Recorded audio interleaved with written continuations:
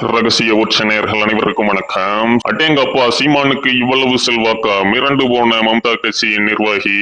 மம்தாவுக்கு நிகரான வசீகரம். இது குறித்து தான் இந்த காணொலியில விரிவா பேச போறோம். வாங்க வீடியோக்குள்ள போகலாம்.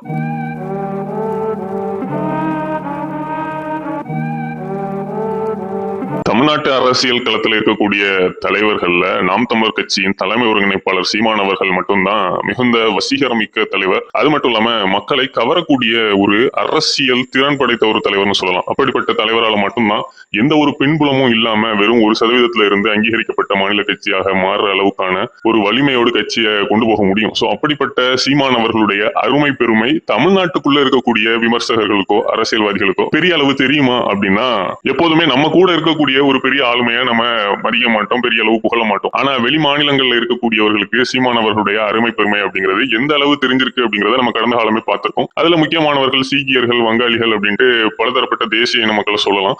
அவர்கள் சீமான் அப்படிங்கிற ஒரு ஆளுமை தமிழ்நாட்டுக்குள்ள எழுந்து வருவது அப்படிங்கிறது ஒட்டுமொத்த இந்தியாவிலையுமே தேசிய இன உரிமைக்கான ஒரு அடித்தளமாகவே பாக்குறாங்க. அந்த அளவுக்கு ஒரு தேசிய இன சிந்தனையோடு எழுந்து வரக்கூடிய சீமான் மாதிரியான பவர்ஃபுல் லீடர் இந்தியா மாதிரியான ஒரு பெரிய ஜனநாயக நாட்டுக்கு தேவை அப்படிங்கிறது அவர்களுடைய எண்ணமா இருக்கு.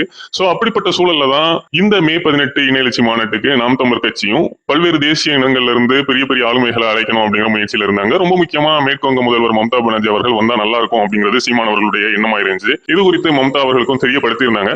ஆனா மம்தா அவர்களால் வர முடியாத காரணத்தினால் அவருடைய கட்சியின் மிக முக்கிய சட்டமன்ற உறுப்பினரான பியாபரி அவர்கள் வந்திருந்தாரு. அவர் நேற்றைய தினம் நடந்த நிகழ்வுகள் அனைத்தையுமே சைலண்டா வாட்ச் பண்ணிட்டு பெரிய அளவு புகழ்ந்து தள்ளி இருக்கிறாரு சீமான் அவர்களை.